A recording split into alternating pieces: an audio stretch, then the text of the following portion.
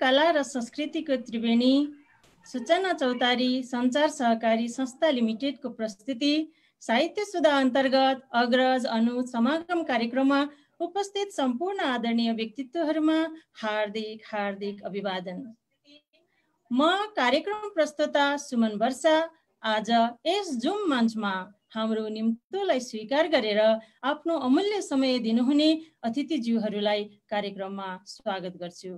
आज हाम्रो अतिथिहरू हुनुहुन्छ अग्रज स्रष्टाको रूपमा वरिष्ठ भाषाविज्ञ आदरणीय प्राध्यापक डाक्टर व्रतराज आचार्यज्यू, यहाँलाई कार्यक्रममा स्वागत गर्छु। सर नमस्कार। त्यसैगरी आज हामीसँग अनुज स्रष्टाका रूपमा हुनुहुन्छ कवि तथा उपन्यासकार उप प्राध्यापक डाक्टर नवीन बन्धु पहाडीज्यू, यहाँलाई कार्यक्रममा स्वागत गर्छु। सर नमस्कार। त्यसैगरी आज हाम्रो कार्यक्रममा अन्तर्राष्ट्रिय नेपाली साहित्य समाजका समाज नेपाल च्याप्टरका महासचिव आदरणीय दाजु ऋषभदेव घिमिरेज्यू हुनुहुन्छ। कार्यक्रममा दाइलाई स्वागत गर्छु। दाइ नमस्कार। त्यस्तै गरी आज हामीसँग समालोचक डाक्टर शान्तिमाया गिरिज्यू हुनुहुन्छ। म कार्यक्रममा यहाँलाई पनि स्वागत गर्छु। नमस्कार। त्यस्तै गरी कवि तथा साहित्यकार रञ्जना निरौलाज्यूलाई पनि म कार्यक्रममा स्वागत गर्छु। त्यस्तै गरी आज हामीसँग हुनुहुन्छ साहित्यिक पत्रकार मधु पाठकज्यू, कार्यक्रममा यहाँलाई स्वागत छ। अरू पनि साथीहरू जोडिँदै हुनुहुन्छ कार्यक्रममा, उहाँ साथीहरू जोडिनु भएपछि म फेरि उहाँलाई पनि स्वागत गर्छु। र अन्तमा हामीसँग हरेकपल.com को लाइभमा जोडिएर हामीलाई प्रत्यक्ष रूपमा हेर्नुहुने सुन्नुहुने सम्पूर्ण दर्शक श्रोता साथीहरूलाई गैर साहित्यिक साथीहरूलाई पनि म कार्यक्रममा न्यानो स्वागत गर्न चाहन्छु। यहाँहरूको केही सल्लाह केही जिज्ञासाहरू भए हाम्रा अतिथिज्यूहरूलाई म त्यो जिज्ञासाहरू राख्नेछु। कृपया कमेन्ट बक्समा यहाँले आफ्नो जिज्ञासाहरू राख्न सक्नुहुन्छ।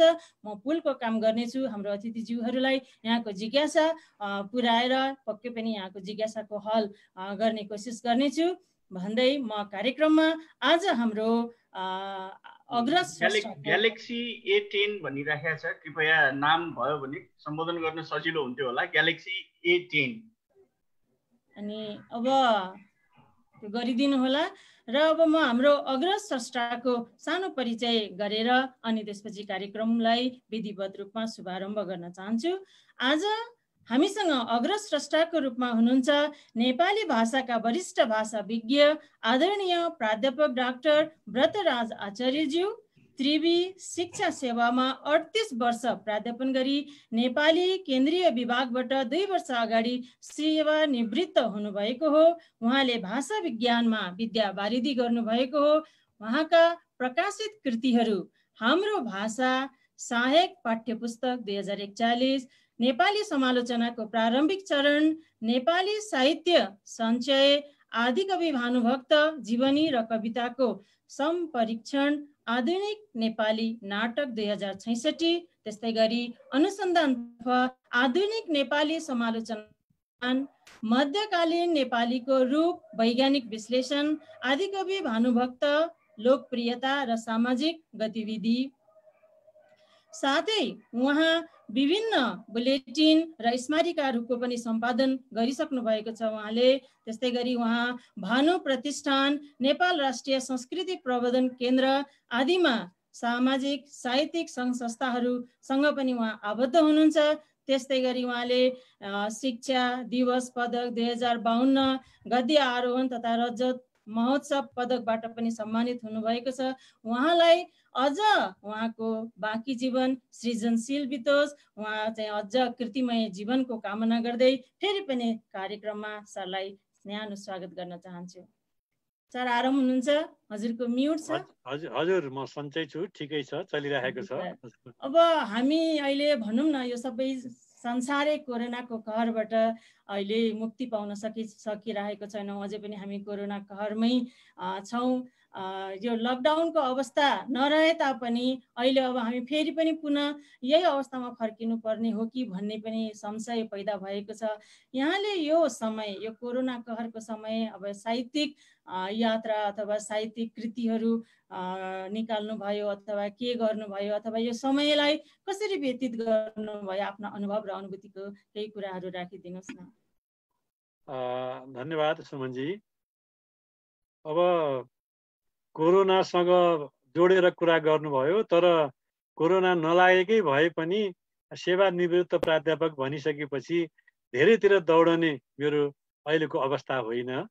म प्राय घरमै हुन्छु र हामीले प्राध्यापकहरूको अर्को विशेषता के हुन्छ भने अब लामो समयसम्म प्राध्यापन गर्दा विभिन्न सभा सेमिनार गोष्ठीहरूसँग विभिन्न प्रकारले हामीहरूले विचारहरू राखिरहेका हुन्छौँ, आफ्नो पढाइकोलाई निरन्तरता दिइरहेका हुन्छौँ। त्यस्ता हामीले सुरुवात गर्दै गरेका धेरै कामहरू एउटा निश्चित अवधिमा मात्रै पुरा हुँदैनन्, तिनीहरूको निरन्तर परिष्कार परिमार्जन गर्दै लैजानु पर्ने हुन्छ। म पनि यो बिचमा अझ भनौँ यो लकडाउन सुरु हुनुभन्दा अझ अगाडिदेखि नै मैले प्राध्यापक जीवनमा जुन जुन कामलाई अगाडि बढाइरहेको थिएँ ती कामहरूलाई समापन गर्नका निमित्त, परिष्कार गर्नका निमित्त म निरन्तर दैनिक कमसेकम 5-6 घन्टा चाहिँ प्राय कम्प्युटरमा बसेको हुन्छु, पुस्तकको अगाडि बसेको हुन्छु। त्यसैले गर्दाखेरि सृजनशीलताको यात्रा त निरन्तर छँदैछ। तर के काम टुङ्ग्याउनु भयो भनेर भन्नुभयो भने म तत्कालै अहिले म भन्दिनँ, किनभने मेरो एउटा बानी के छ भने एउटा काममा लागेर 10 दिन 15 दिन महिना दिनसम्म काम गरिसकेपछि कता कता सामग्री पुगेन जस्तो लाग्छ अनि अर्को काममा लाग्छु।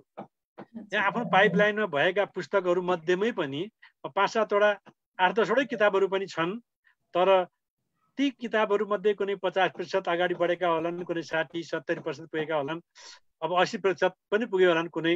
त्यो 90% भन्दा बढी अगाडि नगइकन यो काम म गरिरहेको छु भनेर भन्दाखेरि त्यो बढी विज्ञापन हुन्छ। त्यसैले म काम चाहिँमा निरन्तरता छु। 8-10वटा पुस्तक अझै पनि प्रकाशित गर्नुपर्छ। मैले आफ्नो ज्ञान जसरी आर्जन गरेको छु त्यसलाई भाषाका माध्यमले, कृतिका माध्यमले आउने पुस्ताका माझ त्यो ज्ञानलाई मैले चाहिँ साझा बनाउनुपर्छ भन्ने मेरो धारणा हो। यिनै काममा म निरन्तर लागि नै रहेको छु। हजुर सर, सरलाई नै फेरि म एउटा जिज्ञासा राख्छु। हजुर भाषा विज्ञानको विज्ञ हुनुहुन्छ, यसैले यसै विषयमा पनि यहाँले विद्यावारिधि गर्नुभएको हो। नेपाली भाषाको उत्पत्ति, विशिष्टता र नेपाली वर्ण विन्यासको बारेमा संक्षिप्त रूपमा अलिकति बताइदिनुहोस् न। तपाईँले एकैचोटि 3टा प्रश्न गर्नुभयो, ज्यादै लामो लामो प्रश्न गर्नुभयो। म छोटकरीमा मात्रै भन्छु। अब नेपाली भाषाको उत्पत्तिको कुरा गर्दाखेरि हामीले सामान्यतया के भन्ने गर्छौँ भने नेपाली भाषा संस्कृत भाषाबाट प्राकृत र अपभ्रंश हुँदै विकसित भएको भाषा हो। यो हाम्रो सामान्य साझा फर्मुला हो। तर संस्कृतका पनि आफ्नो समयमा विभिन्न क्षेत्रीय रूपहरू विकसित भइसकेका थिए। संस्कृतमा नै उदिच्य, प्राच्य, दाक्षिणात्य जस्ता चाहिँ संस्कृत भाषाका पनि क्षेत्रीय भेदहरू निरन्तर विकसित भइ नै रहेका थिए र तिनै क्षेत्रीय भेदहरू अन्तर्गत रहेर विभिन्न प्रकारका साहित्यिक प्राकृत भाषाहरू विकसित भए। अब बुद्धका उपदेश पाली प्राकृतमा छन्, अशोकका शिलालेखमा अशोकी अभिलेख प्रकार प्रयोग भएको छ। त्यसभन्दा पछाडि साहित्यिक प्राकृतहरूको युग सुरु भएको छ र तिनै साहित्यिक प्राकृतहरू अपभ्रंश हुँदै आधुनिक भाषाका रूपमा विकसित भएका छन्। अब हामीलाई समस्या यहाँनिर एउटा समस्या छ नेपाली भाषाका सन्दर्भमा, के भने संस्कृतको कुन चाहिँ भेदबाट अथवा कुन चाहिँ प्राकृतबाट, कुन चाहिँ अपभ्रंशबाट नेपाली भाषा विकसित भएको हो भनेर उत्तर दिनु पर्यो भने सोझो ठ्याक्कै उत्तर दिन सक्ने अवस्था हामीहरूसँग छैन। किनभने नेपाली भाषाको सबैभन्दा पुरानो अभिलेख भनेको अहिलेसम्म मैले त प्रामाणिक मानिआएको 1312 को अशोक चल्लोको अभिलेख नै हो। त्योभन्दा अगाडिका पनि केही अभिलेखहरू चर्चामा आएका छन्। अब दामुपालको चर्चा आएको छ, बामु कार्कीको चर्चामा आएको छ। यदि यिनीहरू निश्चय नै प्रामाणिक रूपमा स्थापित हुन सके भने नेपाली भाषा 11औं शताब्दीतिरबाट नै लिखित रूप सुरु भएको मान्न सकिएला। होइन भने 14औं शताब्दी 1312 भनेको 14औं शताब्दीको प्रारम्भ नभइकन लिखित रूप पाइएको छैन। त्यसैले अब ईसाको 1000 भन्दा अगाडिको, ईसाको 500 भन्दा अगाडिको नेपाली भाषा लिखित भाषा कस्तो थियो भनेर त्यो कल्पना अहिलेसम्म हामीले गर्न सकिरहेका छैनौँ। अब हुन त छन्, विधिहरू छन्, पुनर्निर्माण विधि छ, पुनर्निर्माण विधिबाट चाहिँ नेपाली भाषाको प्राचीनतम रूप बनाउँदै लैजान सकिन्छ।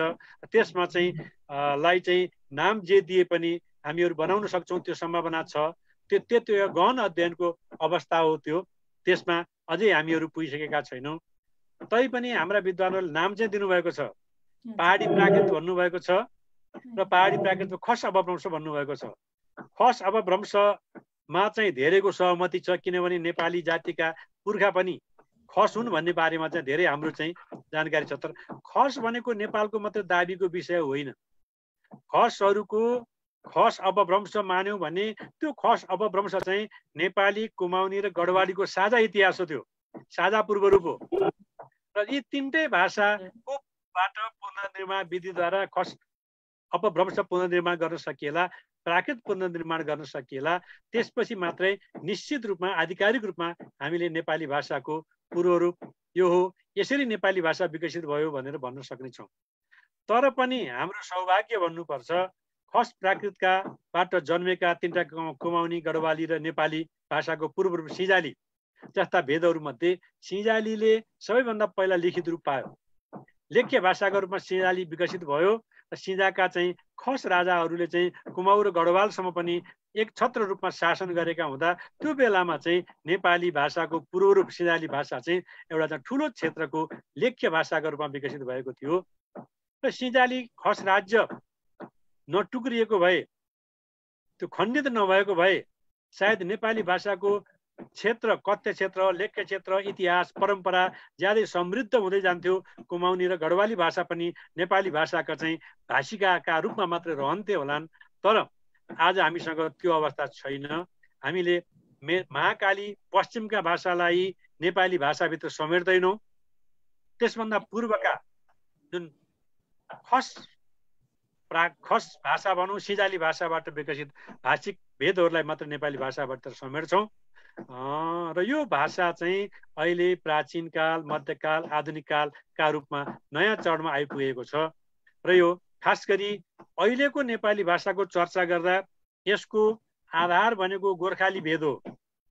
सिंजाली जुन भाषा हो त्यो भाषाको गोर्खाली भेद हो। गोर्खाली भेद भनेर गोर्खा जिल्ला मात्रै भन्न खोजेको होइन, एक प्रकारको पश्चिमाञ्चलको नै साझा रूप हो र पृथ्वीनारायण शाहको दरबारमा बोलचालको रूप हो।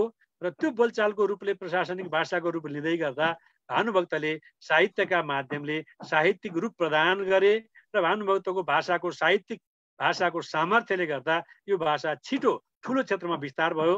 र मानकीकरण भनेको मुख्यतः त्यही नै हो कि भाषाका विभिन्न भेदहरूमध्ये एउटा क्षेत्रको भाषालाई चयन गरिन्छ र त्यो चयनलाई चाहिँ ठुलो क्षेत्रमा विस्तार गरिन्छ। त्यो विस्तार गर्ने क्रममा चाहिँ यो एक त राजकीय सत्ताले पनि विस्तार गरेकै हो। पृथ्वीनारायण शाह नेपालको राजधानीमा चाहिँ आएर अब गोर्खा राज्य स्थापना भइसकेपछि राजधानीको भाषा आदर्श भाषा, मानक भाषा हुनु त स्वाभाविक नै हुन्छ।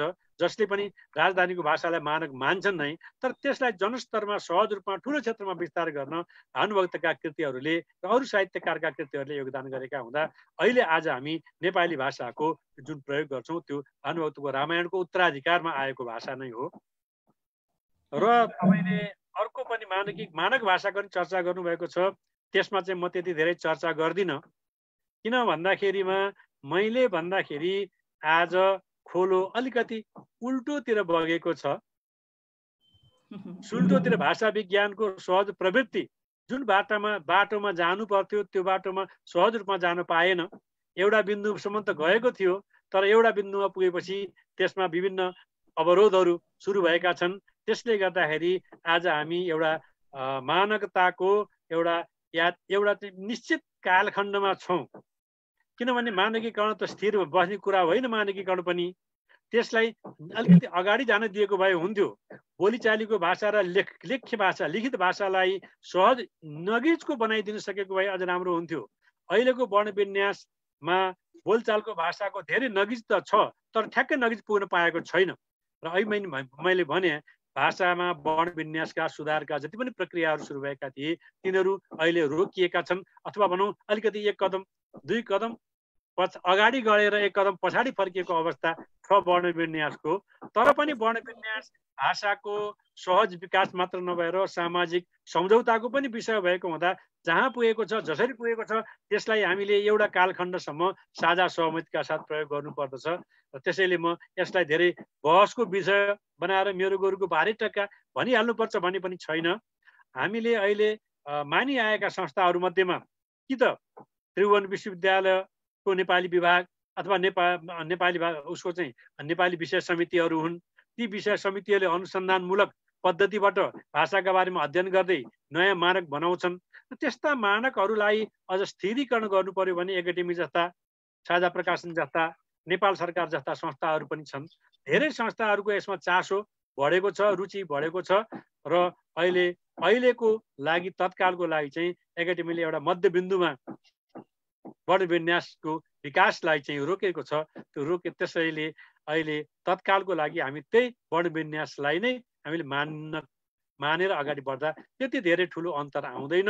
हाम्रो पुस्ताले भावी परिमार्जन गर्दै जान्छ। त्यो पुरानो जस्तो हेमराज गुरुको पालाको मानक भाषा आज हामी प्रयोग गर्दैनौँ। हिजो 20 वर्ष 25 वर्ष अगाडिको मानक आज विद्यमान छैन। आज हामीले प्रयोग गरेको मानक पनि एउटा निश्चित कालखण्डपछि परिवर्तन हुँदै जान्छ, परिमार्जन हुँदै जान्छ। तर त्यस्तो परिमार्जन बढीभन्दा बढी ठुलो समूहको, प्राज्ञ समूहको साझा सहमतिमा होस्। त्यसले भाषाको विकासलाई सहज प्रक्रियालाई अगाडि बढाओस्। त्यही रूपमा हामीले यो भाषाको लेखन प्रक्रियालाई, वर्णविन्यासको प्रक्रियालाई, मानकीकरणको प्रक्रियालाई हेर्नुपर्छ, बुझ्नुपर्छ भन्ने मलाई लाग्छ। धन्यवाद। म फेरि पनि जिज्ञासा लिएर आउँछु हजुरसँग। अहिले अब भने म यता डाक्टर नवीन बन्धु सरसँग जोडिन चाहन्छु। आज हामीसँग उहाँ अनुज स्रष्टाको रूपमा हुनुहुन्छ। उहाँ उपन्यासकार, कवि तथा बाल साहित्यकार हुनुहुन्छ। उहाँ नीलकण्ठ बहुमुखी क्याम्पस धादिङका उपप्राध्यापक बन्धु सरले नेपाल संस्कृत विश्वविद्यालयबाट विद्यावारिधि गर्नुभएको हो। उहाँको हालसम्म प्रकाशित पुस्तकहरू कृष्ण उपन्यास, पहाडी कविताहरू, कविता सङ्ग्रह, हजुरआमा जाति बाल कविता सङ्ग्रह, आमाको आँगन महाकाव्य, साधारण नेपाली, आधुनिक व्याकरण, प्रकृतिका पुजारी भूमि व्यक्तित्व अनुसन्धान, शुभारम्भ नेपाली कक्षा 1 देखि 8 सम्म पाठ्यपुस्तक, साथै उहाँले थुप्रै कृतिहरू पनि सम्पादन गरिसक्नु भएको छ। हाल उहाँ भानु प्रतिष्ठान धादिङ र आमाको माया छात्रावास दुवै संस्थाको उहाँ अध्यक्ष हुनुहुन्छ। नेपाल पत्रकार महासङ्घ धादिङका संस्थापक पनि हुनुहुन्छ। उहाँलाई म अझै सृजनशील र कृतिमय जीवनको कामना गर्दै सरलाई कार्यक्रममा फेरि पनि न्यानो स्वागत गर्न चाहन्छु। सर नमस्कार। धन्यवाद सर, धन्यवाद। आज हजुरको अलिकति नेटको समस्याले गर्दाखेरि थोरै हामीलाई डर लागिरहेको थियो सर जोडिन पाउनुहुन्न कि भनेर। सर अब यो कोरोना, अब हामी यहाँ काठमाडौँमा त कोरोनाले गर्दाखेरि अलिकति जीवनयापन अलिकति अप्ठ्यारो अवस्था छ। त्यति मात्रै नभनेर काठमाडौँ मात्रै नभनौँ, विश्वभरि नै अहिले यसलाई चाहिँ एउटा आक्रान्त बनाएको छ। हामी सबैजना यो कहरबाट गुज्रिरहेको छौँ। अब अहिले कलेजमा पनि क्लासहरू नभएको अवस्था, हजुरले अब घरमा कतिको प्रोडक्टिभ बिताउनु भयो अथवा सृजनाहरूमा आफ्ना समयलाई कतिको लगाउनु भयो, आफ्ना अनुभव अनुभूतिहरू केही बताइदिनुहोस् न हामीलाई। धन्यवाद यहाँलाई यो समयको लागि र आभारी पनि छु। कोरोनाले विश्वलाई वास्तवमा स्वघोषित कैदी बनाएको छ। हामी स्वघोषित कैदी जीवनयापन गरिरहेछौँ। यद्यपि इन्टरनेट र सामाजिक सञ्जालहरूले त्यति धेरै बन्दीको अनुभूति पनि गराइरहेको छ भन्ने लाग्दैन।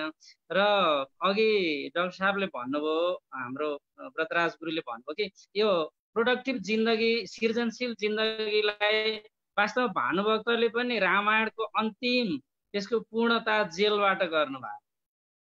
त्यसकारणले हामी जस्ता मान्छेहरूको लागि चाहिँ, हामी धेरैतिर बाँडिएका मान्छेहरूको लागि चाहिँ यो जीवन सायद हिँड्न थालेदेखि नै हामीले यति धेरै फुर्सद लिएका थिएनौँ होला। तथापि जुमले केही समयहरू चोरेको छ। यद्यपि यो किताबहरू सम्पादन गर्ने सिलसिलामा, एउटा सृजनशील नयाँ कृतिहरू सिर्जना गर्ने सिलसिलामा तयार भएर बसेका कृतिहरू सम्पादन गर्ने सिलसिलामा वास्तवमा यो उत्पादनमूलक समय भएको छ भन्ने लाग्छ।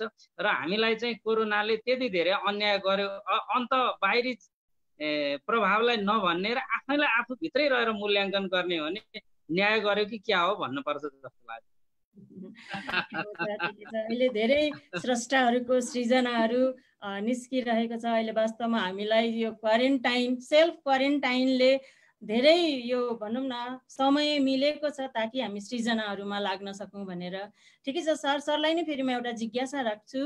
तपाईँले भानुभक्ति रामायणको लोक सांस्कृतिक पक्षमा विशेष अध्ययन र अनुसन्धान गर्नुभएको छ। बहुसांस्कृतिक हाम्रो समाजको सांस्कृतिक महत्त्व के हो जस्तो लाग्छ त सर हजुरलाई? अब यो आज यो कुरा बाहिर निस्केर बोल्नुहुन्छ कि हुँदैन मलाई थाहा छैन। यहाँ धेरै अग्रज र धेरै अनुभूति व्यक्त गरिसक्नु भएको छ र धेरै यो विषयमा अनुसन्धान गरिराख्नु भएको प्रतराज सर छेउमा हुनुहुन्छ। उहाँलाई साक्षी राखेर म चाहिँ यो कुरा भन्छु र यो कुरालाई मभन्दा अलिक बढी आवाज, सघन आवाज चाहिँ उहाँले दिनुहुन्छ भन्ने पनि लाग्छ। हामी पृथ्वीनारायण शाहको व्यक्तित्व, कृतित्व यी सबै कुराहरू अध्ययन गरिरहँदा पृथ्वीनारायण शाहलाई एकापट्टिबाट राजनीतिक दृष्टिकोणले मात्र हेरिराख्दाखेरिमा भानुभक्तलाई त्यहाँ लगेर बौद्धिक प्राज्ञिक व्यक्तिहरूले नजोडेको देख्दा मलाई कता कता चित्त घायल भएको छ। किनभने भौतिक भूगोललाई वास्तवमा पृथ्वीनारायण शाहले एकीकरण गरेका हुन्, त्यो कुरा स्तुत्य छ, त्यो कुरालाई हामीले न्याय गर्नुपर्छ। तर भौतिक भूगोल मात्रै देश हो। जबसम्म मान्छेको मनको एकीकरण हुँदैन, जबसम्म मान्छेको मनको स्नेहशील एकताले साकार रूप लिँदैन, देश अधुरो हुन्छ, देश विखण्डित हुन्छ। हो त्यो काम भानुभक्तले गरेका हुन्। किनभने नेपाली भाषा थिएन र नेपाली भाषालाई चाहिँ सबैको मनलाई जोड्ने गरी रामायण उल्लेख भएको थिएन, रामायण अनुवाद भएको थिएन, अथवा रामायणको सृजनशीलता मौलिक रूपमा आएको थिएन भने नेपाली मनको वास्तवमा एकीकरण हुँदैन थियो। बहुजातीय नेपाली समाजमा, बहुसांस्कृतिक नेपाली समाजमा सिङ्गो नेपाली संस्कृतिको रूपमा रामायण उदाएको। जसरी यो दोस्रो विश्वयुद्ध सँगसँगै बाइबलले विश्वव्यापी रूपमा यो पश्चिमेली संस्कारहरूलाई विश्वव्यापीकरण गरायो, बाइबलले धर्म प्रचार पनि गरायो, शिक्षा पनि त्यसले मान्छेहरूलाई पढाउने ठाउँसम्म ल्याइदियो। हो त्यही काम चाहिँ नेपाली समाजमा रामायणले गरेको छ। रामायण सार्नकै लागि र रामायण वाचन गर्नकै लागि धेरै हजुरबा हजुरआमाहरूले पढेका छन्। धेरै हजुरबा हजुरआमा सिलोक सुन्नको लागि बेलुका जसको घरमा रामायण छ, सबै दिनभरिको काम थन्क्याएर थाती राखेर अब त्यो फलानुको घरमा रामायण छ, त्यहाँ गएर रामायणको सिलोक सुन्नुपर्छ भनेर जाने धेरै मान्छे हुन्थे। यसले के गर्यो भने हाम्रो समाजको शैक्षिक द्वार पनि उद्घाटन गरेको छ। अनि त्यो रामायण चाहिँ एउटा साझा नेपाली संस्कृतिको रूपमा अगाडि आएको छ। हाम्रो कुमपुरमा एकजना, अब अहिले भन्दाखेरि अन्यथा नलागोस्, त्यति बेला भन्दा दलित सर्किने आमा हुनुहुन्थ्यो। उहाँले वाचन गरेको रामायण धादिङभरि प्रचार, त्यति मिठोसँग श्लोक गाउनुहुन्थ्यो। अहिले पनि शिक्षाको स्तरमा हेर्ने हो भने त्यो वर्गलाई चाहिँ धेरै तल्लो तहको वर्ग मानिन्छ। तर उहाँ श्लोक भन्न रहर लागेरै साक्षर हुनु, रामायणले पढायो क्या उहाँ हो। त्यस कारणले भानुभक्तीय रामायणको 3वटा पाटाहरू अझै ओझेलमा छ। एउटा नेपाल एकीकरण सँगसँगै रामायणको नाम आउनुपर्छ। सांस्कृतिक एकीकरणका महान अभियन्ता हुन् भानुभक्त। यो कुरा चाहिँ अनुसन्देह छ र अझ अनुसन्धान हुनुपर्छ, अझ यसको उत्खनन हुनुपर्छ भन्छु म एउटा कुरा। अर्को कुरा, यो बहुसांस्कृतिक नेपाली भूगोललाई, बहुजातीय नेपाली भूगोललाई चाहिँ रामायण चाहिँ एउटा नेपालको सिङ्गो शैक्षिक अभियानको रूपमा पनि उदाएको। रामायण, अब त्यो कुरा त ब्रजराज गुरुले पछि जोड्नु होला भन्ने लाग्छ मलाई। रामायण सार्नकै लागि भानुभक्तमा धेरै, भानुभक्तको घर पिँढीमा धेरै मान्छेहरू जान्थे भन्ने मैले सुन्नमा आएको छ। हेर्नुहोस् है, रामायणले धेरै मान्छेलाई पढ्न सक्ने बनाएको हो। त्यसैले संस्कृतिको एउटा सग्लो पाटो हो। अन्यथा नलागिकन, नगरिकन, पक्षपात नगरिकन कोही मान्छेले बोल्छ भने रामायण नेपालको एउटा सग्लो संस्कृतिको प्रतिबिम्ब हो भन्ने लाग्छ मलाई। यी कुराहरू चाहिँ यो बहुजातीय हाम्रो नेपाली समाजको सेरोफेरो भित्र हेर्दाखेरिमा अब के देखिन्छ भने श्राद्ध गर्ने बेलामा मेरो बुवा स्वर्गीय भइसक्नु भएको छ, जहिले पनि श्राद्ध गर्ने बेला के भन्नुहुन्थ्यो, बाबु हामी यहाँ श्राद्ध गर्छौँ त रामगीता पढ है भन्नु। ल कति धेरै महत्त्व छ क्या त्यो रामगीता भनेको। त्यो त्यही नेपाली रामायण भित्रको भानुभक्तीय रामायण भित्रको एउटा खण्ड हो। किन रामायण पढ्नु के अरे रामगीता किन पढ्नुपर्छ भन्दाखेरि ल पितृमुक्तिको लागि यो सबैभन्दा ठुलो कुरा हो भन्नुहुन्छ। त्यो के भने त्यो पठन संस्कृतिको विकास त्यहाँदेखि भएको छ। हामी अक्षर फुटेदेखि नै रामगीता पढ्न बाध्य भयौँ नि, बाध्य बनायो नि। त्यसले के गर्यो भने बिस्तारै साहित्यिक रसपान गरायो मान्छेहरूलाई, बिस्तारै अक्षरारम्भ गरायो। यो त पढ्नै पर्ने रहेछ, लौ पात्र हेर्न भने पनि रामगीता पढ्न भने नि पढ्नुपर्छ है, पढ्न जान्नुपर्छ है भनेर चाहिँ पुराना पुस्ताका मान्छेहरूले त्यो भन्ने गर्छ। यो मिथक होइन, यो यथार्थ हो। त्यस कारणले यी पाटाहरूको चाहिँ पटाक्षेप हुन बाँकी छन् र म गुरु अगाडि हुनुहुन्छ, मुस्कुराइरहनु भएको छ। उहाँले चाहिँ भानु प्रतिष्ठानको केन्द्रीय नेतृत्व, विश्वव्यापी नेतृत्व पनि गरिरहनु भएको छ। यी पाटाहरूमा पनि अभिलेखन हुन्, उत्खनन हुन् र यी पाटाहरूको बेग्ला बेग्लै अनुसन्धान हुन् भन्ने मेरो विनीत आग्रह पनि छ यहाँ। हजुर, हस् सर, म फेरि जोडिन्छु हजुरसँग अरू जिज्ञासाहरू लिएर। अहिले कार्यक्रममा हामीसँग साहित्यकार आदरणीय दाजु राजेन्द्र गुरागाई जोडिनु भएको छ। कार्यक्रममा स्वागत छ दाइलाई। त्यस्तै गरी कल्पना खरेल, निता पोखरेल म्यामहरूलाई पनि म कार्यक्रममा स्वागत गर्छु। अब यहाँ हाम्रो सबैमा नमस्कार, नमन साहित्यकार ज्यूहरूलाई। मौका पर्यो मेरो पनि आज। हजुर दाइ, हजुर म हाम्रो प्राध्यापक डाक्टर व्रतराज सरसँग फेरि म आएँ। सरलाई हाम्रो नवीन सरकै कुरा जोड्न चाहन्छु। हजुर भानुभक्तको वंशज पनि हुनुहुन्छ। नेपाली भाषिक एकीकरणमा भानुभक्तको कस्तो योगदान रह्यो? नेपाली भाषाको एकीकरण नभइदिएको भए हाम्रो समाज कस्तो हुन्थ्यो? हजुरलाई मेरो जिज्ञासा। हजुरको म्युट छ, म्युट छ, व्रतराज सरको म्युट छ, सुनिएन। धन्यवाद। नवीनजीले धेरै कुराको उठान गरिसक्नु भएको छ र अघि मैले नेपाली भाषाको विकासको चर्चा गर्दा पनि केही खुड्किलाहरूको चर्चा मैले गरेको थिएँ। पृथ्वीनारायण शाहले नेपालको भौगोलिक रूपमा एकीकरण गरे र त्यो एउटा प्रशासनिक एकीकरण पनि थियो। प्रशासन राज्य संयन्त्र चाहिँ त्यसले एउटा सञ्चालन गरिरहेको थियो। पूर्व र पश्चिमका विद्वानहरू गोर्खा दरबारमा अथवा पृथ्वीनारायण शाहको दरबारमा चाहिँ एकत्रित हुँदै थिए। धेरैतिरका पण्डितहरू चाहिँ त्यहाँ आइरहेका थिए। धेरैको भावना साटासाट हुँदै थियो। तर पनि जनताको बिचमा, गाउँ गाउँमा, अब तराईमा, मधेसमा, हिमालमा, पहाडमा, उपत्यकामा धेरैतिर धेरै जात जातिहरूको बहुलता थियो, विविधता थियो। नेपाल चाहिँ पृथ्वीनारायण शाहले भनेका छन् 4 जात 36 वर्णको फुलबारी भनेका छन्। भन्नुको अर्थ के हो भने सबै जात जातिका आफ्ना भाषा, धर्म, संस्कृति, परम्परा, रीतिरिवाज यो एउटा यस्तो बहुलताले भरिएको देश थियो कि प्रशासनिक रूपमा, भौगोलिक रूपमा एकीकरण हुने बित्तिकै यो स्वतः राष्ट्र बनिहाल्ने अवस्थामा थिएन। राष्ट्र बन्नका निमित्त त्यो भूगोलमा बस्ने जनताका बिचमा, मानिसहरूका बिचमा चाहिँ भावनात्मक एउटा सामिप्य हुनु पर्दछ र यो सबैको महत्त्वपूर्ण कुरा हो। त्यो भावनात्मक सामिप्य कसरी हुने भन्ने सन्दर्भमा कतै एक भाषिक राष्ट्र छन्, कतै बहुभाषिक राष्ट्र छन्। तर हाम्रो नेपाल बहुभाषिक राष्ट्र भएर पनि शक्तिशाली भाषाका रूपमा नेपाली भाषा अगाडि आउन सक्यो। नेपाली भाषा त्यो शक्तिशाली भाषाका रूपमा अगाडि आउन सक्यो र यसले साझा सम्पर्क भाषाका रूपमा नेपाली समाजमा आफ्नो भूमिका विस्तार गर्न सक्यो।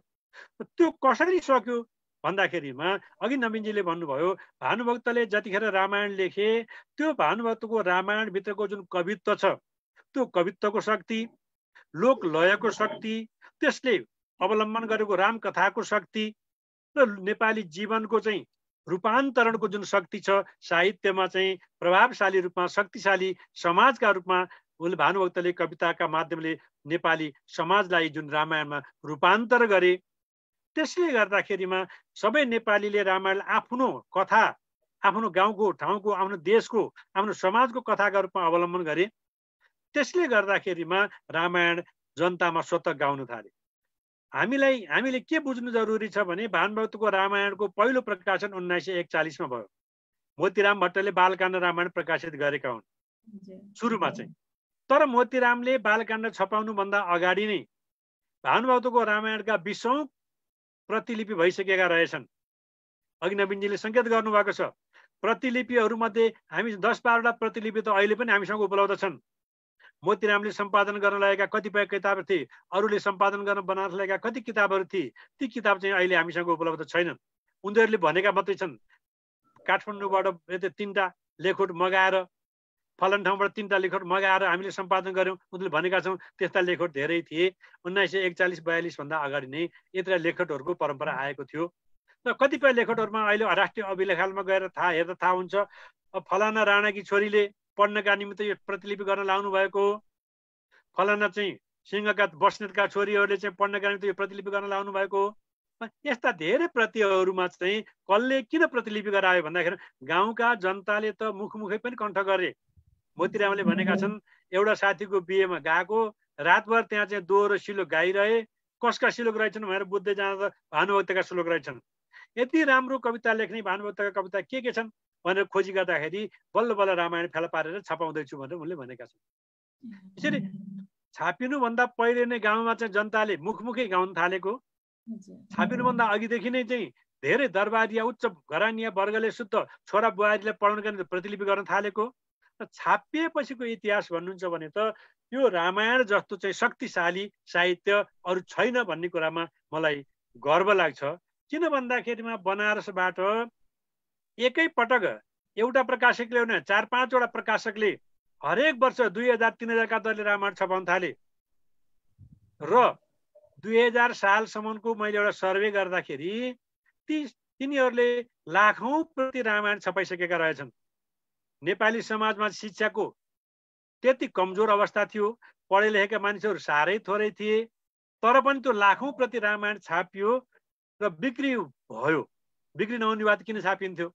त्यो बिक्री भएर कहाँ गयो त भन्दाखेरिमा नेपालको सीमाभन्दा पूर्वतिर बढी गयो, दार्जिलिङ, सिक्किम, असमतिर गयो। र त्यति मात्र, जब चाहिँ गोर्खा रेजिमेन्ट सुरुवात भयो, त्यो गोर्खा रेजिमेन्टका सिपाहीहरूलाई चाहिँ पढ्नका निमित्त चाहिँ खुराकका रूपमा आयो। उनीहरूलाई शपथ ग्रहण गराउँथ्यो कम्पनी सरकारले चाहिँ। केमा? गीता राखेर होइन, वेदमा हात राखेर होइन, भानुभक्तको हातमा रामायणमा हात राखेर उनीहरूलाई शपथ गराइन्थ्यो। दार्जिलिङका चिया कमानका जागिर दिनु पर्यो, त्यहाँ जागिर दिने नेपालीले रामायणमा हात राखेर शपथ खुवाइन्थ्यो। किनभने रामायणलाई छोएर कसम खाएपछि त्यसले अन्यथा गर्दैन भनेर। त्यो रामायण चाहिँ नेपाल बाहिर कतिसम्म शक्तिशाली साहित्यका रूपमा गयो भने मान्छे मर्दाखेरि हामी त यहाँ गरुड पुराण लाउँछौँ। त्यो बेला दार्जिलिङ सिक्किम पण्डितहरू थिएनन्, पुरोहितहरू थिएनन्, कामदार वर्गहरू मात्रै थिए। के हुन्थ्यो भने जसले अक्षर चिनेको थियो त्यसले आएर साँझमा रामायण वाचन गर्थ्यो। हामीले गरुड हो अहिले पण्डितहरूको विकास भइसके विस्तार भइसकेपछि गरुड पुराण फेरि सुरुवात भयो होला। तर जनता सहज रूपमा जहाँ जहाँ विस्तार हुँदै गए भानुभक्तको रामायणलाई आफ्नो भाषिक, साहित्यिक, सांस्कृतिक, धार्मिक सम्पूर्ण पुँजीका रूपमा उनीहरूले लिएर गए। त त्यही पुँजीलाई साथमा लिएर त्यहाँका समुन्नत जातिसँग प्रतिस्पर्धा गर्न थाले उनीहरूले। जस्तो पछिल्लो समय सूर्यविक्रम गेवाली, धरणधर कोइराला आइसकेपछि, पारसमणि प्रधान आइसकेपछि नेपाली भाषालाई पाठ्यक्रममा सामेल गर्नु पर्यो भन्दा के छ तिमीहरूको साहित्य, तिमीहरूसँग केही पनि छैन। मान्छे हामीसँग भानुभक्तको रामायण छ, हामी सम्पूर्ण नेपालीले गाउँछन्, वाचन गर्छन् भनेपछि नेपाली जातिले भानुभक्तको रामायणलाई आधार बनाएर नेपाल बाहिर एउटा सामाजिक एकीकरणको अभियान सुरु गर्यो। र नेपालभित्र चाहिँ एउटा चाहिँ गायनको माध्यमले, संस्कृतिको माध्यमले, धार्मिक एउटा चाहिँ संस्कृतिका रूपमा चाहिँ रामायणको विकास भयो, पठन संस्कृतिको विकास भयो। धेरै नेपालीले रामायण पढ्नैका निमित्त अक्षर चिने, विभिन्न भाषाभाषीहरूले रामायण पढ्नैका निमित्त नेपाली भाषा सिके। त्यसैले एकातिर राष्ट्रिय एकीकरण सुरु भयो, अर्कोतिर नेपाली जातिको एउटा चाहिँ सङ्गठन सुरु भयो। यसरी भानुभक्तको रामायणले यसरी एकसाथ राष्ट्रिय एकीकरण पनि, जातीय एकीकरण पनि गर्यो र त्यो यसरी नेपाली जातिलाई ठुलो क्षेत्रमा सङ्गठित गरेको हुनाले भानुभक्तलाई आज हामी चाहिँ यति शक्तिशाली कविका रूपमा मान्दछौँ। र यति धेरै नेपाली साहित्यको विकास हुँदाहुँदै पनि भानुभक्त हाम्रा चाहिँ साझा साहित्यका भाषाका प्रतिबिम्ब बनेर हाम्रा बिचमा उभिएका छन्। त्यसैले भानुभक्तको कविता कसैले पढोस् या नपढोस्, तर आज भानुभक्तको नाम नचिन्ने नेपाली छैन। रामायणको लय सुन्दाखेरि टाउको नगुनगुनाउने, आनन्द नलिने मान्छे छैन। त्यसैले त्यो गुनगुनाहट, छन्द, लय, संस्कृति, भाषा यी सबै कुरामा चाहिँ एक त्यो प्रभुत्व शक्तिशाली कवित्वले गर्दा नै, भानुभक्तको कवित्व शक्तिले गर्दा नै आज नेपालीलाई यति सङ्गठित गरेको छ। साहित्यिक रूपमा चाहिँ नेपाली भाषालाई समृद्ध बनाएको। हजुर, म फेरि आउँछु अरू जिज्ञासा लिएर। धन्यवाद सर। अब म नवीन बन्धु सरतर्फ आउँदैछु। सरलाई सरसँगैको प्रश्न जोड्छु म हजुरलाई। अब धादिङमा बहुजातीय भाषा र बहुसंस्कृतिको विविधताले युक्त जिल्ला हो नि त धादिङ त। तपाईँको अध्ययनमा नेपाली भाषापछि कुन जातीय भाषाले सामाजिक र सांस्कृतिक रूपमा बढी प्रभाव पारेको छ त्यहाँ धादिङमा, विशेष गरी अलिकति संक्षिप्तमा भनिदिनुहोस् न। नेपाली भाषा त यसै यो सबैको, नेपालको लागि नेपाली भाषा यस्तो भाषा हो कि कतिपय बेला आवाजहरू छिटपुट उठ्ने गर्छ कि नेपाली भाषाले हामीलाई उठ्न दिएन, के गर्न दिएन, के यो सब वाहियात कुराहरू पनि कहिलेकाहीँ सुन्नमा आउँछ।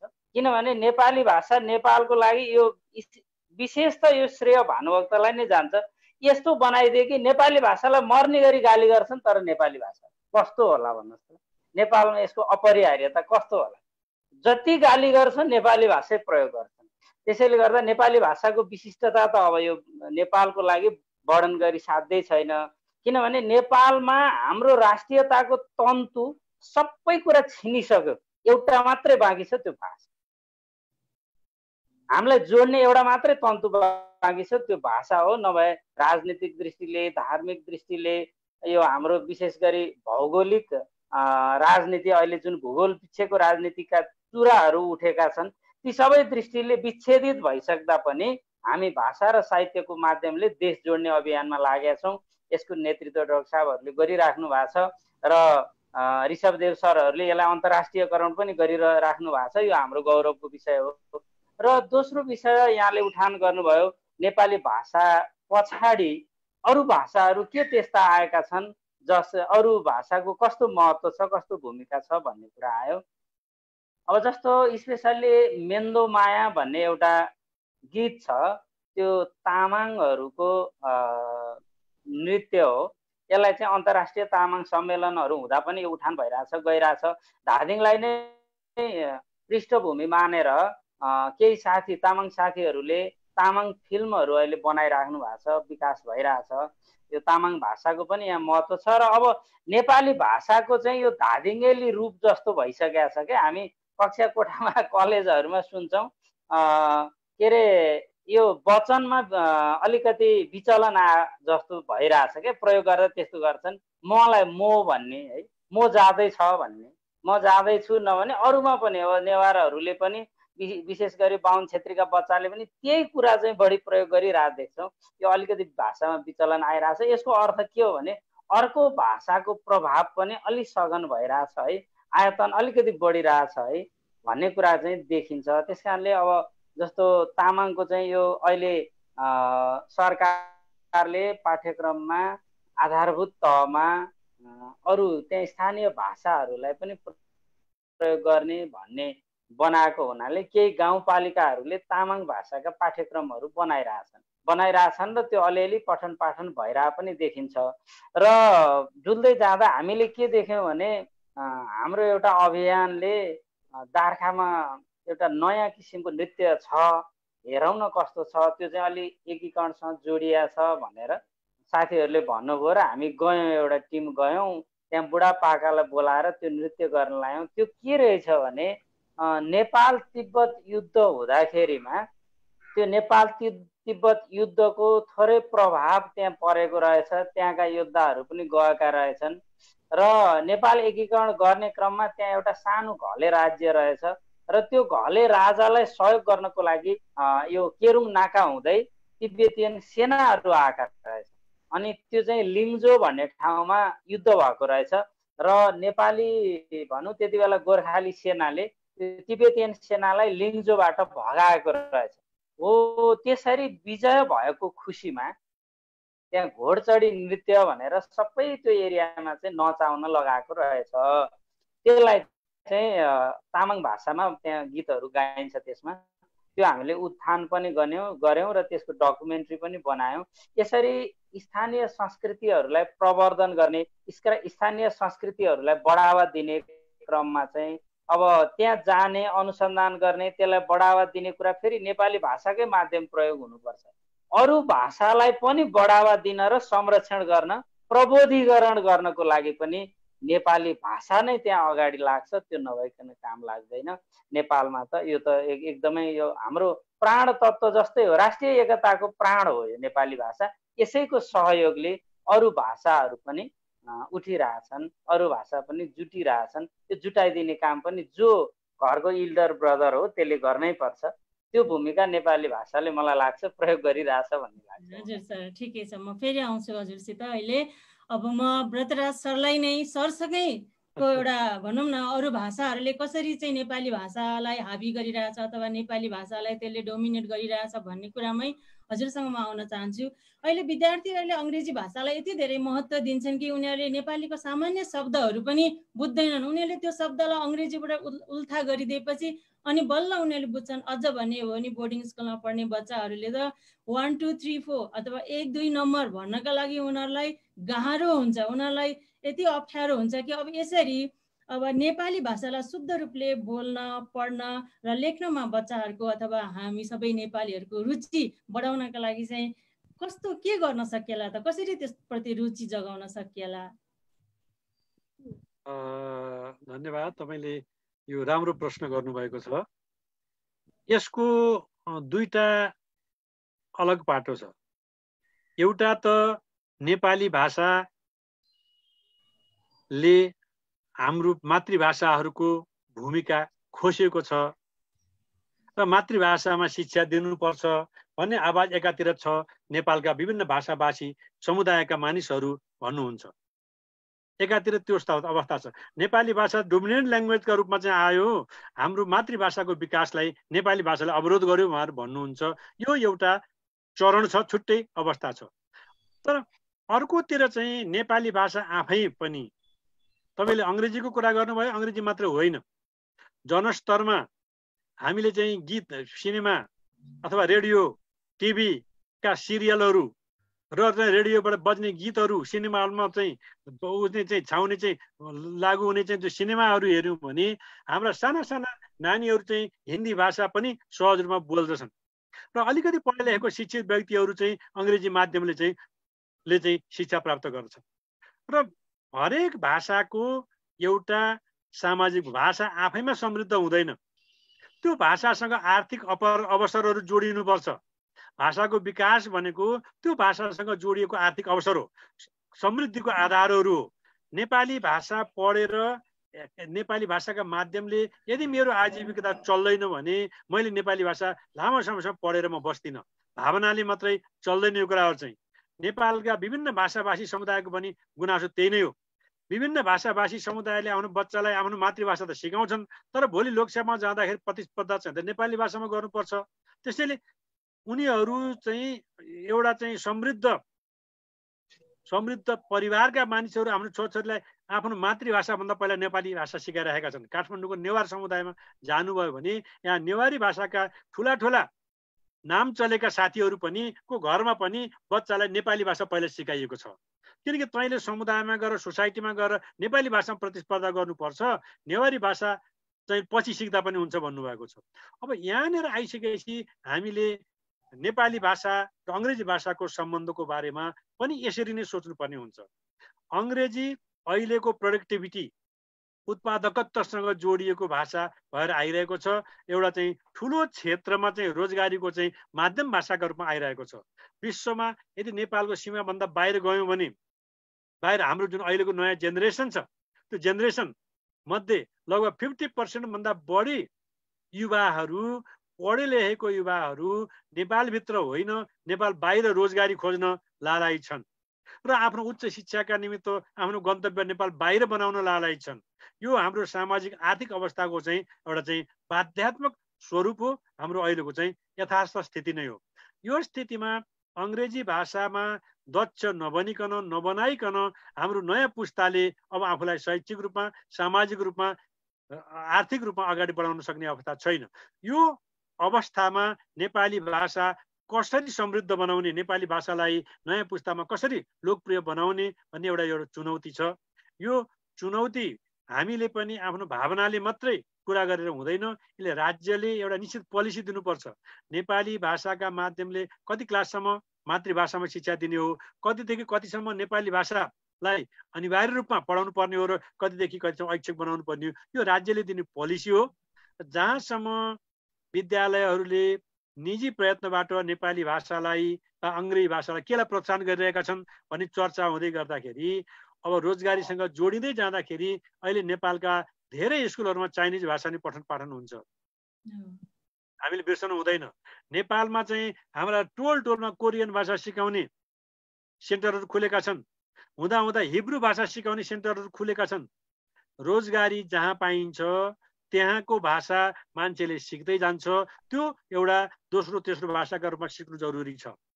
तर पहिलो भाषाका रूपमा आफ्नो चाहिँ समाज, संस्कृति, धर्म, परम्परा सम्पूर्ण कुरालाई चाहिँ समेटेर जीवन्तता दिएर नेपाली जीवनलाई चाहिँ एउटा सहज र स्वाभाविक रूपमा राष्ट्रिय रूपमा एकीकृत बनाउँदै गरेको नेपाली भाषालाई पठन गराउन राज्यले नै उपयुक्त पोलिसी दिनुपर्छ।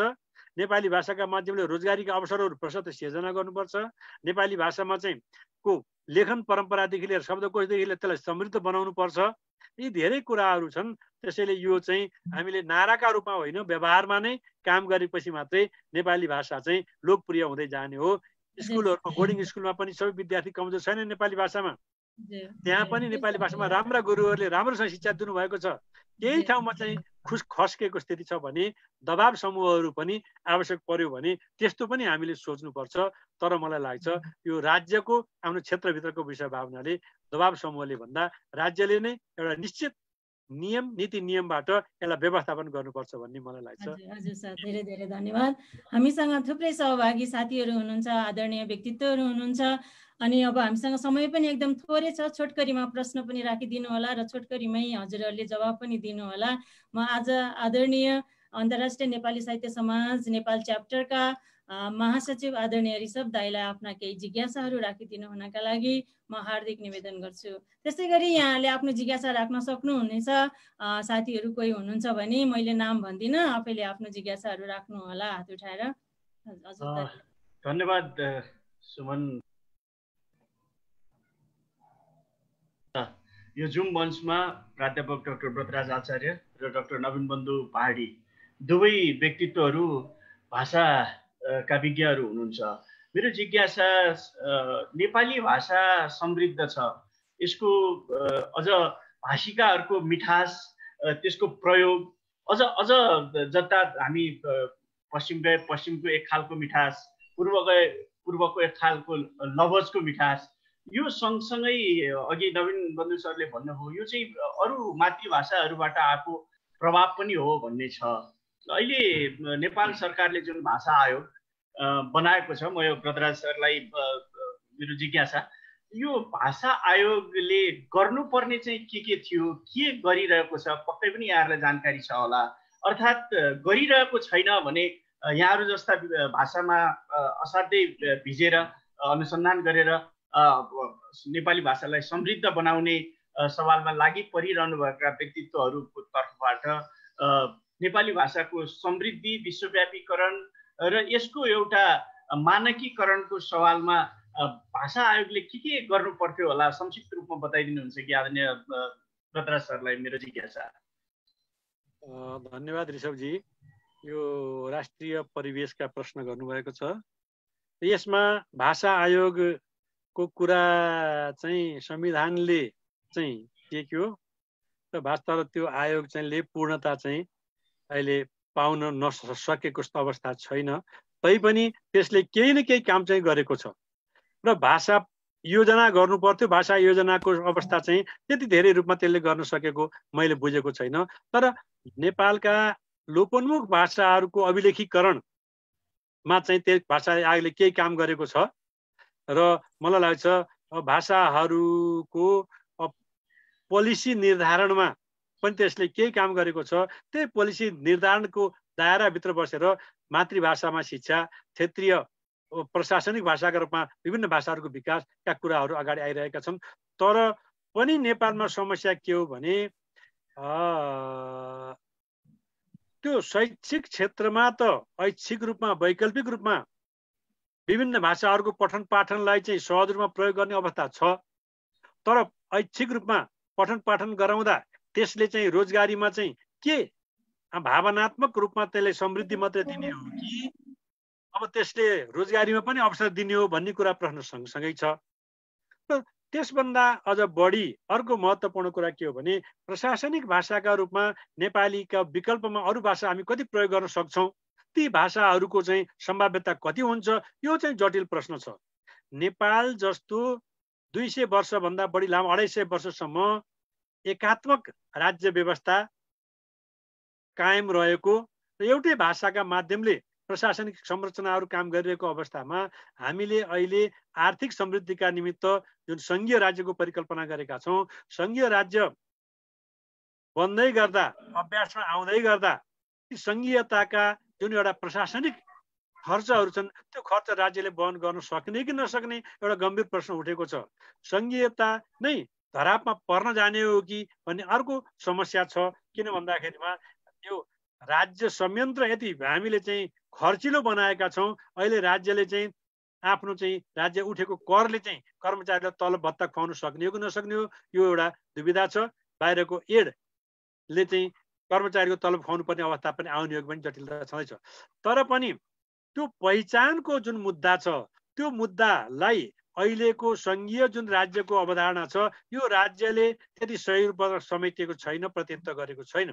पहिचान भाषाका माध्यमले पहिचानको कुरा हामी गर्छौँ भने यी 5वटा 7वटा राज्यहरूमध्ये कुनै पनि त्यस्तो राज्य छैन जहाँ चाहिँ नेपालीको विकल्पमा दोस्रो प्रमुख भाषा त्यो प्रदेशका सबैले सहज रूपमा प्रयोग गर्न सक्ने भाषा चाहिँ एउटा विकल्पमा अर्को भाषा एउटै मात्र भाषा आउन सक्ने अवस्था छैन। 2 नम्बरमा अलिकति सम्भावना थियो, मैथिली भाषाको वक्ताहरूको सङ्ख्या त्यहाँ ठुलो छ, तर त्यो 2 नम्बरभित्रै भोजपुरी भाषाको पनि ठुलो क्षेत्र पर्छ, बज्जिकाको पनि ठुलो क्षेत्र पर्छ। त्यसैले भोजपुरी र मैथिली दुईटा भाषाहरूको प्रतिस्पर्धामा त्यहाँ चाहिँ मैथिली भाषा मात्रै पनि प्रशासनिक भाषाका रूपमा विकसित हुन सक्ने अवस्था रहेन। र अब त्यो अवस्थामा पुनः फेरि अर्को कुरा के छ भने नेपाल जस्तो सङ्घीय राज्यमा नेपाली भाषाको विकल्पमा अर्को राजकीय भाषा आउन सक्ने अवस्था पनि छैन। नेपाली भाषाको सहराजा भाषाको रूपमा आउन सक्ने अवस्था हो। त्यसैले नेपाली भाषा र मैथिली र भोजपुरी मध्ये उहाँहरूले कुन भाषा रोज्नुहुन्छ त्यो उहाँहरूले रोज्न सक्नुभयो भने प्रशासनिक भाषाका रूपमा आउन सक्ने हो, त प्रशासनको अवस्था हो। एउटा कृत्रिम प्रश्न नेपालमा बेला बेलामा उठ्छ, तराईमा अझ विशेष रूपमा उठ्छ, त्यो चाहिँ राष्ट्रिय रूपमा उठ्छ अथवा चाहिँ बाहिरको प्रभावका रूपमा उठ्छ थाहा छैन। नेपाली भाषाको विकल्पमा हिन्दी भाषाको प्रश्न पनि बेला बेलामा उठ्छ र 2 नम्बरमा अझ बढी नै उठ्छ, किनकि त्यहाँका सांसदज्यूहरू अन्यत्र नेपाली भाषा बोल्दा बोल्दै पनि संसदमा गएर हिन्दीमा बोल्ने प्रयत्न गर्नुहुन्छ। त्यसले उहाँहरूको स्थानीय भाषा क्षेत्रीय भाषालाई समृद्धि गर्दैन। त्यसले चाहिँ उहाँहरूको सीमित अभिष्ट राजनीतिक अभिष्ट त पुरा होला, तर त्यसले त्यहाँको जनताले मैथिलीको विकल्पमा हिन्दी भाषा खोजेको छैन, भोजपुरीको विकल्पमा हिन्दी भाषा खोजेको छैन। भोजपुरी यदि उहाँहरूको प्रशासनिक भाषाको रूपमा विकास गर्न सकिन्छ भने मैथिलीलाई गर्ने हो।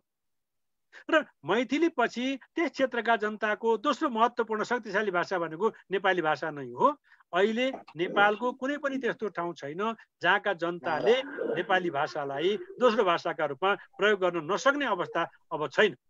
हो, कहीँ दोस्रो भाषा बिस्तारै कनीकोथी बुझ्नु होला थोरै क्षेत्रमा, होइन भनेदेखि नेपाली भाषा चाहिँ दोस्रो भाषाका रूपमा प्रयोग गर्न नसक्ने जमात अब नेपालमा छैन। त्यसैले नेपाली भाषा र स्थानीय कुनै एउटा भाषा चाहिँ को संयुक्त यात्रालाई त्यो राज्यका जनताले सहज रूपमा विकास गर्न सके भने यो अहिलेको जुन राजनीतिबाट आग्रहबाट प्रेरित नरहिकन भाषिक वास्तविकतालाई उहाँहरूले हेर्नुभयो भने 2 नम्बर क्षेत्रमा मैथिली भाषाको र भोजपुरी भाषाको विकासको सम्भावना छ। अन्यत्र गाह्रो के छ भने 1 नम्बरमा चाहिँ लिम्बू र राईका यति धेरै भाषाहरू छन्, यदि तर त्यो उनीहरूको चाहिँ सङ्ख्यात्मक रूपमा त्यो पछाडि छन्। होला कतिपय भाषा सङ्ख्यामा पछाडि भए पनि साहित्यिक भाषाको रूपमा, लेख्य भाषाको रूपमा समृद्ध छन्, त्यो त अवस्था छँदैछ। जस्तो 3 नम्बरमा आउने बित्तिकै नेवार भाषा चाहिँ समृद्ध भाषा हो, तर यसको सङ्ख्यात्मक अनुपात चाहिँ ज्यादै घटिसकेको अवस्था छ। र तामाङ भाषाको पनि यो सङ्ख्यात्मक रूपमा चाहिँ दोस्रो तेस्रो भाषाका रूपमा चाहिँ आइहाल्न सक्ने स्थिति अझै बनिसकेको छैन र त्यो लेख्य भाषाको रूपमा, साहित्य भाषाको रूपमा आउने अवस्था बाँकी नै छ। यसरी अरू क्षेत्रमा चाहिँ पश्चिमतिर जानुभयो भने 4 नम्बरमा जानुभयो भने मगर भाषा त हो, तर मगर भाषा पनि त्यति कुनै त्यस्तो एउटा जिल्लामा कुनै खास नगरपालिका भित्रै पनि दोस्रो विकल्पका रूपमा आइहाल्न सक्ने अवस्था छैन। त्यसैले नेपालको राजनीतिक अवस्थाको समग्रमा मूल्याङ्कन गर्दाखेरि दोस्रो भाषाका रूपमा, समृद्ध भाषाको रूपमा, निर्विकल्प भाषाका रूपमा आउन सक्ने भाषाहरू कम भएको हुनाले प्रदेश स्तरमा गएर पनि भाषाको बहुभाषिक राज्यका रूपमा, प्रशासनिक भाषाका रूपमा प्रयोग गर्न सक्ने अवस्था अझै पनि नेपालमा छैन। यसको अर्थ के हो भने नेपाली भाषाको प्रशासनिक भाषाका रूप भूमिका पर्याप्त छ, त्यो सहज रूपमा, स्वाभाविक रूपमा यसको विकास र विस्तार हुँदै गएको छ, जनस्तरबाट हुँदै गएको हुनाले अहिले हिजो राज्यले थोपरेको भन्ने थियो, तर अहिले त राज्यले सबै भाषालाई खुला गर्दाखेरि पनि नेपाली भाषाको भूमिका कहीँ घटेको त हामी पाउँदैनौँ, देख्दैनौँ। अझ बरु नेपाली भाषाका माध्यमले सामाजिक गतिविधिहरू नै विस्तार हुँदै गइरहेको हुनाले नेपाली भाषाको जुन एउटा चाहिँ सक्दो आफ्नो भावनाहरू सञ्चार गर्न सक्ने प्रथम भाषाका रूपमा, दोस्रो भाषाका रूपमा सञ्चार गर्न सक्ने सामर्थ्यको विकास र विस्तारका कारणले मलाई लाग्छ बहुभाषिक राज्य भएर पनि नेपालमा चाहिँ प्रशासनिक भाषाका रूपमा नेपाली भाषा नै अझै नै प्रभुत्वशाली छ। यो वास्तविकतालाई सबैले बुझ्न सक्यौँ भनेदेखि चाहिँ यो भाषिक विवाद र द्वन्द्वहरू त्यति धेरै परसम्म जाँदैनन् जस्तो लाग्छ। हजुर, धन्यवाद। यो यो अलिकति मैले बुझेको कुरा भने है वर्षाजी, हाम्रो ऋषभदेव सरको प्रश्नमा भाषा आयोगसँग प्रत्यक्ष परोक्ष रूपमा केही कार्यक्रमहरूमा जोडिनु गएको छु र नजिक कुनै एउटा ठाउँमा भाषा आयोगमा मनोनयनको नजिक गएर लिएको मान्छे भएको हुनाले मलाई थोरै लव सरसँग 1-2टा काम पनि हामीले सँगै गऱ्यौँ। भाषा आयोगको टिओआर संविधानले नै दिएको छ, तर त्यो टिओआर देख्छु म। र डाक्टर साहबले अघि नै प्रश्न बनाउनु भयो, भाषा आयोगले केही भाषाहरूको अभिलेखीकरणको अभियान सुरु गरेको छ, तर त्यहाँ पनि म्यान पावर नभएर, काम गर्ने मान्छे नभएर त्यहाँ अब भाषा आयोगका आयुक्तहरू नै धादिङमा अहिलेसम्म जनगणनामा पनि नलेखिएको छ, जुन एउटा सानो गाउँमा बोलिन्छ र त्यो करिब लोपोन्मुख अवस्थामा छ। त्यही सिलसिलामा पनि एकचोटि भाषा आयोगसँग मेरो सानो संवाद भएको थियो, त्यहाँको सर्वे गर्नु पर्यो भन्ने सिलसिलामा हामीले कोसिस गरेका थियौँ। उहाँहरूसँग बजेट पनि भएन र मैले पनि त्यहाँ गएर निरन्तरता दिन सकिनँ। त्यो भाषा अहिले लोपोन्मुख, लगभग 20-25 जनाले त्यो भाषा बोल्छन् त्यो गाउँको, बाँकी कसैले पनि बोल्दैनन्, यस्तो छ। र भाषा आयोगले यसरी काम गरेको छैन। अर्को कुरा, म चाहिँ नेपाली भाषामा अलिकति क्षयीकरण आउनुको पछाडि म विश्वविद्यालयको पनि दोष देख्छु। किनभने प्राविधिक नेपाली मेडिकल साइन्स पढ्नेहरूलाई नेपाली भाषा नपढे नि हुन्छ, विज्ञान पढ्नेहरूलाई नेपाली भाषा नपढे पनि हुन्छ। अहिले असरद्ध बैङ्कहरू खुलेका छन्, बैङ्कमा काम गर्ने मान्छेहरूले न बिबिएमा नेपाली भाषा पढ्छ न बिबिएसमा पढ्छ। यसैले भाषालाई टुहुरो बनाउने काम विश्वविद्यालयबाट भयो। किनभने त्यहाँ कमसेकम बिजनेस नेपालीको नामबाट एउटा व्यापारिक नेपाली भाषाको एउटा पाठ्यक्रम तयार गर्न सक्दैन यत्रो विश्वविद्यालयले, त्यो किन गर्दैन? के नेपाली भाषा विज्ञान प्रविधिमा जानै सक्दैन त? साइन्स पढ्नेहरूलाई 100 पूर्णाङ्कको नेपाली पढाउनको लागि विश्वविद्यालयलाई केले छ? हाम्रो भाषालाई प्रविधि मैत्री बनाउनै हुँदैन? यहाँनिर छ क्या सबभन्दा ठुलो नेपाली भाषामाथि ठुलो बलात्कार गर्ने विश्वविद्यालय नै भएका पाठ्यक्रमबाट हटाउँदै जाने भएका पाठ्यक्रमबाट निकालिदिँदै जाने। नेपाली भाषाले प्रविधिको मुख कहिले देख्ने त? विज्ञान प्रविधिसँग नेपाली भाषाले मित्रता कहिले गाँच्ने त? जबकि विश्वविद्यालयमै त्यो छैन, पढाइ हुँदैन। हुँदा हुँदा अहिले बैङ्कमा काम गर्ने भर्खरका केटाकेटीहरू भर्खर आउँछन्, उनीहरूलाई चाहिँ ब्यालेन्स भन्यो भने जान्दछन्, बचत भन्यो भने नजान्ने भइसक्यो है। किनभने बिबिएसमा पनि छैन, बिबिएमा पनि छैन। हो, यहाँनिर चाहिँ हो हामीले गर्नुपर्ने। त्यस कारणले यो काम जबसम्म हुँदैन, प्राविधिक नेपाली भाषाको एउटा पाठ्यपुस्तक तयार गरेर, पाठ्यक्रम तयार गरेर जबसम्म हामी प्रविधिमा नेपाली भाषालाई हिँडाउँदैनौँ, तबसम्म हाम्रो शिखर आरोहण हुनेवाला छैन। कम्प्युटर साइन्स पढ्नेहरूलाई नेपाली भाषा पढ्नु नपर्ने, के अरे बिजनेस क्षेत्रमा पढ्नै नपर्ने, चिकित्सा विज्ञानमा पढ्नै नपर्ने, वन विज्ञानमा पढ्नै नपर्ने, कृषिमा पढ्नै नपर्ने।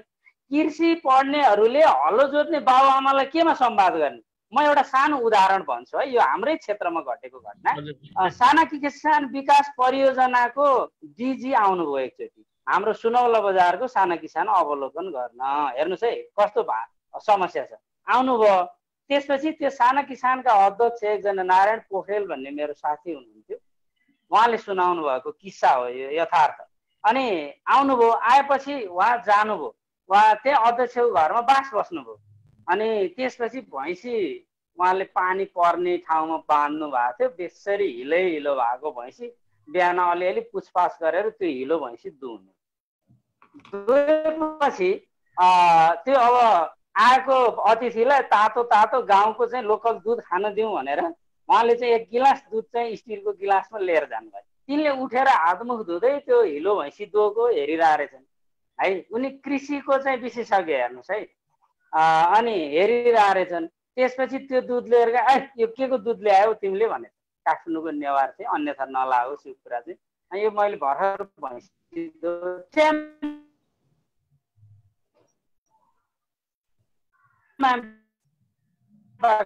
त्यस्तो हिलो भैँसीको दुध खान्छ हामी खाँदैनौँ। अब भैँसीको दुध हिलो नखाएर उनले के बुझ्यो भने डेरीको दुध चाहिँ हिलो नलाए भैँसीले दिन्छ भन्ने बुझ्यो। यस्तो अब त्यो हलोको कुरा पढाउनु पर्यो, कुटोको कुरा पढाउनु पर्यो। उसले प्लगको कुरा पढेर आएर नेपाली भाषा चाहिँदैन थियो। डोको पढाउने कि बक्स पढाउने कि बकेट पढाउने? अब त्यहाँ कृषिमा नेपाली भाषै छैन त्यहाँ। यो दरिद्रताको नेतृत्व व्रतराज सरहरूले अलिकति कडासँग आवाज उठाउनु भएन भने उहाँकै पालामा विश्वविद्यालयले भाषा ट्विस्ट गर्दै गएको उहाँकै पालामा देख्नु पर्ने भयो यो बिजोग। त्यस कारणले गर्दा यसको नेतृत्व लिन पनि म आग्रह गर्छु। धन्यवाद। यो प्रश्न र यो सवाल उठाइदिनको लागि हाम्रो ऋषभ सरले दिनुभयो, यो मौका दिनुभयो र व्रतराज सरलाई चाहिँ मेरो विनीत आग्रह छ, यो नेतृत्व गर्नु पर्यो। धन्यवाद नवीन सर। हाम्रो यो चाहिँ धेरै प्रयत्न गरिसकेको नवीनजी, अब विश्वविद्यालयमा अझै आवाज नपुगेको, जोरदार दबाब नपुगेको हो। हामीले त धेरै पटक विश्वविद्यालयका चाहिँ निकायमा चाहिँ यो स्नातक तहमा व्यवस्थापनमा विज्ञानमा नेपाली भाषा राख्ने प्रयत्न गरेकै छौँ। परिस्थिति नभएको चाहिँ हो यो। हामीलाई भाषामाथि प्रहार भइरहँदा देशको अस्मितामाथि पनि कमजोर हुन्छ भन्ने कुरो सबैतिरबाट बुझ्नु जरुरी छ। त्यसकारण यसलाई असाध्यै सान्दर्भिक आदान प्रदान भएको छ यो मेरो जिज्ञासाले। आशा गरौँ हामी अब हजुर समय के कसो छ? हजुर हजुर आदरणीय प्रश्नकर्ता ऋषभ दाई अनि हाम्रो चाहिँ अतिथिज्यू दुवैजनालाई म हार्दिक धन्यवाद दिन चाहन्छु। अब हामीसँग कार्यक्रम लगभग अब समय सकिन लागेको छ, त्यही पनि यहाँ जिज्ञासुहरू हुनुहुन्छ जस्तो लागेको छ। मधु सरको केही जिज्ञासा छ कि छोटकरीमा? ठिकै छ, होइन ठिक छ। अब कार्यक्रमलाई बिट मारौँ होला। राजेन्द्रजीले केही सोध्न खोज्दै हुनुहुन्छ हो? राजेन्द्र गुरागाईजीले हात उठाउनु भएको थियो। हजुर नमस्कार नमस्कार। मैले हात उठाएर मेरो इसारा देख्नु भएछ व्रतराज दाइले, धन्यवाद है। देख्नु भएछ, मैले इसारा गरिरहेको थिएँ अघि नै। अब यो बहुत राम्रो एउटा सान्दर्भिक कुरामा चाहिँ आज चाहिँ म जोडिन पाएको छु होइन। हामीले आदिकविको विषयमा चाहिँ यत्रो विशाल बहस पनि गऱ्यौँ, खुसी पनि लाग्यो। र हामीले म व्रतराज दाइलाई नै ठाडै उहाँले नै मैले इसारा गरेको देख्नु, उहाँलाई नै सोध्दछु। उहाँ चाहिँ प्रतिष्ठानको अध्यक्ष पनि भएको नाताले र म उहाँलाई नै सोध्दछु, किनभने यस विषयमा विस्तृत छलफल त हाम्रा पछि हुने नै छन्। विशाल धेरै छलफल गर्नुपर्ने स्थिति छ र म केही कुरा चाहिँ उहाँलाई चाहिँ म अब भन्न चाहन्छु। त्यो के भने आजसम्म हामीले आदिकविको विषयमा नेपाल अधिराज्यभरिमा मात्रै गऱ्यौँ, कुरा गऱ्यौँ, झारा टार्ने काम गऱ्यौँ, भानु जयन्ती मनायौँ, अनि त्यस पछाडि चाहिँ बग्गीमा आदिकविको फोटो राखेर काठमाडौँमा अलिअलि घुमायौँ, त्यति मात्रै गऱ्यौँ कि अब यस विषयमा अहिले राष्ट्रिय र अन्तर्राष्ट्रिय स्तरमा पनि हामीले आदिकविलाई पुर्याउने काम के कति गऱ्यौँ, त्यस विषयमा एउटा प्रश्न मैले दाइलाई राखेँ। अब दोस्रो प्रश्न चाहिँ मेरो के छ भनेदेखि चाहिँ नि मैले मेरो आफ्नो ऊ चाहिँ अन्तर्राष्ट्रिय स्तरमा मैले पनि अब राइटर इन्टरनेसनलमा पनि छु, अहिले सार्क कल्चरल सोसाइटीको प्रेसिडेन्ट नाताले पनि म जान्छु। त्यहाँ देख्दाखेरि मलाई रुन किन मन लाग्छ भने हाम्रा आदिकविको चाहिँ कतै केही कतै कुरै छैन। जुन ठाउँमा जान्छौँ त्यो ठाउँको राष्ट्रिय कविहरूको चाहिँ विशाल सम्मान भएको देख्दछु र हामीलाई पनि त्यहाँ लान्छन्। त्यहाँ लगेर चाहिँ त्यहाँ चाहिँ एउटा त पुस्तिकाहरू हुन्छ, त्यहाँ चाहिँ हामीलाई सही गराउन लगाउँछन्। तर हाम्रा देशमा आएका आगन्तुक साहित्यकारहरूलाई नै पनि हामीले आफ्ना आदिकविको चाहिँ कुनै एउटा त्यस्तो खालको ठाउँमा लगेर हामीले चाहिँ उहाँहरूलाई चाहिँ हाम्रा आदिकवि यस्ता भनेर परिचय गराउन सकेका छैनौँ। र यस विषयमा प्रतिष्ठानले के गर्दैछ र मेरो आफ्नो आन्तरिक एउटा भावना चाहिँ के छ, हाम्रो प्रस्तोता बहिनीलाई पनि थाहा छ, मैले आइएमटी युनिभर्सिटीमा पनि यो कुरा राखेका थिएँ होइन। हाम्रो भाषा किन बोलिँदैन भनेर भन्दाखेरि भरे चाहिँ त्यहाँको भिसीले दोस्रोचोटि माला लगाएर मलाई भन्नुभएको थियो अब नेपाली भाषा हरेक युपीको हरेक ठाउँ चाहिँ लाइब्रेरीमा हामी नेपाली भाषाका किताबहरू ल्याउँछौँ पनि भन्नुभएको थियो। किनभने भाषाको लागि हामी बोल्न बाहिर नसक्ने क्या। जबकि 8औं अनुसूचीमा भारतमा चाहिँ भारत हाम्रो नेपाली भाषा छ। हाम्रो नेपाली भाषालाई उत्खनन गरेर तपाईँको हजार हजार फुट तलबाट पेट्रोल निकाले जस्तो निकालेर चाहिँ आदिकविले चाहिँ भाषा हामीहरूलाई दिनुभयो होइन। आज विश्वव्यापी भएको छ नेपाली भाषा, तर हामी नेपाली बोल्न चाहिँ नसक्ने क्या। बाहिर गएर प्रतिवाद नगर्ने, बोल्न सक्ने प्रतिवाद गर्न नसक्ने। 8औं अनुसूचीमा आएको छ भाषा भारतमा, तर भारतको विभिन्न ठाउँमा चाहिँ आज किन भानु जयन्तीको नेपाली बहुल क्षेत्रमा मात्रै भानु जयन्ती मनाउने, दिल्लीमा किन नमनाउने, देहरादूनमा मनाउँछ, कर्नाटकमा किन नमनाउने, उता चेन्नईमा किन नमनाउने। हाम्रो प्रचार प्रसारमा कमजोरी छ है। हामीले यसो गरौँ, समयको सङ्केत अब यस विषयमा दाइ एक मिनट म दाइसँग यस विषयमा धेरै लामो बहस गर्न चाहन्छु, धेरै लामो। मै समय पाऊँ काठमाडौँ आएको बेला, म पनि अहिले 5 महिना लकडाउन काठमाडौँमा अर्को कार्यक्रम बनाउनु पर्ने हो। यसलाई छुट्टै हामी सान्दर्भिक कुरा छ। यसमा मैले तपाईको प्रश्नमा मैले विमति राखिन, तर यसलाई छुट्टै छलफलको विषय बनाऊ। प्रतिष्ठानले आफ्नो क्षेत्रमा सकेको गरेको छ, नपुगेको ठाउँमा कहाँ छ त्यो सँगै बसेर छलफल गरौँ, छुट्टै बहसको विषय बनाऊ। मेरो दुवैजनालाई आग्रह के छ भने तपाईहरु दुवैजनाले एउटा प्लानिङ गर्नु पर्यो, दुवैजना मिलेर प्लानिङ गर्नु।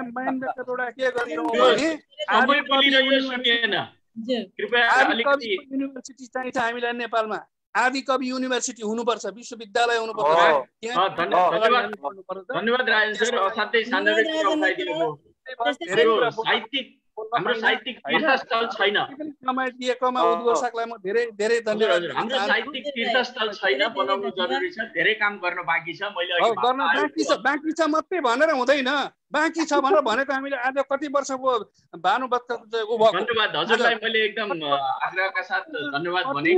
जयन्ती मनाइसक्यौँ हामीले, 207 मनायौँ, यो वर्ष पनि बाँकी छ भने अर्को हुँदैन, अब बाँकी राख्नै हुँदैन। हजुर दाइ धेरै धेरै धन्यवाद। यहाँले आफ्नो जिज्ञासा राख्दिनु भयो, आफ्नो कुरा राख्नुभयो, समाधान पनि दिनुभयो, उहाँले समाधान पनि दिनुभयो, यसो गर्नु पर्यो भन्नुभयो। आदिकवि विश्वविद्यालयको उहाँले अवधारणा ल्याउनु भयो, समाधान पनि दिनुभयो, यो राम्रो कुरा हो। बहसमा लैजाउँ यस्ता विषयहरू। गल्ती बोलेको छु भने क्षमा पाऊँ होइन, बहस गर्ने अवसर पाऊँ, मौका पाऊँ, त्यस विषयमा बसेर विस्तृत हामी काम हामीले हो गर्ने, चाहिँ काम गर्ने हामीले नै हो सबैले। यो टपिक्समा अर्को हामी फेरि अर्को कार्यक्रम बनाउला। अहिले हामी भाषाका कुरा गरिरहेका थियौँ, समय पनि घर्केको छ। राम्रो कुरा उठाउनु भएको छ, उठान गरिएको विषय असाध्यै राम्रो छ। हाम्रो साहित्यिक तीर्थस्थल छैन, आदिकविका नाममा गर्नुपर्ने धेरै कामहरू बाँकी छन्। बाँकी उही आदिकविले भनेको जस्तो भोलि हुँदैमा सब गरेर बित्तिको बक्सियोस् आज झोली भनेको जस्तो अब नहोस् भन्ने राजेन्द्र सरले राखिदिनु भयो। धेरै धेरै धन्यवाद। सुमन बहिनी अगाडि बढाउनु। हजुर धेरै धेरै धन्यवाद। आज हाम्रो कार्यक्रममा राजेन्द्र सरले पनि आफ्ना कुराहरू केही राखिदिनु भयो। हाम्रो कार्यक्रमको चाहिँ अब निर्धारित समय सकिएको छ। यो 1 घण्टाको समय एकदमै थोरै हुँदो रहेछ। अब अलिकति समय बढाउँ भन्दा पनि अब हामी 3 घण्टाको बनाउनुपर्छ। 3 घण्टाको यो समयको पनि नियन्त्रणमा छ। समयभन्दा बलवान चाहिँ यहाँ अरू केही पनि हुँदैन रहेछ भन्ने कुरा पनि मैले यहाँ देखिरहेको छु। किनभने जे पनि कुरा समयभित्रै गरिसक्नुपर्ने हामी सबैको बाध्यता छ। त्यसैले आफ्नो अमूल्य समय दिनुभई हाम्रो कार्यक्रमको गढीमा बढाइदिनु हुने हाम्रा अतिथिज्यूहरू र सहभागीज्यूहरूमा म आभार तथा कृतज्ञता व्यक्त गर्न चाहन्छु। आज हामीसँग अग्रज स्रष्टाको रूपमा हुनुहुन्थ्यो वरिष्ठ भाषाविज्ञ प्राध्यापक डाक्टर व्रतराज आचार्य सरलाई म हार्दिक आभार तथा कृतज्ञता व्यक्त गर्न चाहन्छु। त्यस्तै गरी अनुज स्रष्टाको रूपमा हुनुहुन्थ्यो कवि तथा उपन्यासकार उप प्राध्यापक डाक्टर नवीन बन्धु पहाडीज्यू सरलाई पनि म हार्दिक आभार तथा कृतज्ञता व्यक्त गर्न चाहन्छु। त्यसै गरी यो कार्यक्रमलाई कसरी राम्रो बनाउन सकिन्छ भनेर हामी सधैँ हामीलाई हौसला दिइराख्नु हुने हाम्रा आदरणीय दाजु कवि तथा साहित्यकार ऋषभदेव घिमिरेज्यूलाई पनि म हार्दिक आभार प्रकट गर्न चाहन्छु। त्यसै गरी हाम्रो यो कार्यक्रममा अन्तिम समयसम्म बसेर हामीलाई प्रत्यक्ष हेरिदिनु हुने, हामीलाई सुनिदिनु हुने हाम्रो साथी रञ्जना, त्यस्तै गरी मधु पाठक ज्यू, शान्तिमाया गिरी, निता पोखरेल, कल्पना खरेल सबैलाई चाहिँ म हार्दिक आभार व्यक्त गर्न चाहन्छु। त्यसै गरी हरेकपल.com को माध्यममा जोडिएर हामीलाई देशबाट विदेशबाट हेरिराख्नु हुने हाम्रा साहित्यिक साथीहरू, गैर साहित्यिक साथीहरूलाई पनि म आभार व्यक्त गर्न चाहन्छु। र त्यसै गरी हामीलाई प्रविधिमा साथ दिनुहुने हाम्रो विपिन सर र हाम्रो चाहिँ प्रकाश सरलाई पनि म हृदयत आभार व्यक्त गर्न चाहन्छु। र तपाईहरुलाई हाम्रो कार्यक्रम कस्तो लाग्यो कृपया कमेन्ट गरिदिनु होला, लाइक गरिदिनु होला, सब्स्क्राइब गरिदिनु होला पनि म भन्न चाहन्छु। र फेरि अर्को बिहिबार तपाईहरुसँग अरु स्रष्टाहरुसँग जोडिने बाचा गर्दै यहाँको सल्लाह सुझावको सदैव हामी प्रतीक्षारत रहनेछौँ भन्दै कार्यक्रममा सबैजना जोडिदिनु भयो। हार्दिक आभार व्यक्त गर्दै म कार्यक्रमबाट बिदा हुन्छु। यहाँहरुको दिन शुभ रहोस्। नमस्कार। धन्यवाद बहिनी। धन्यवाद। नमस्कार।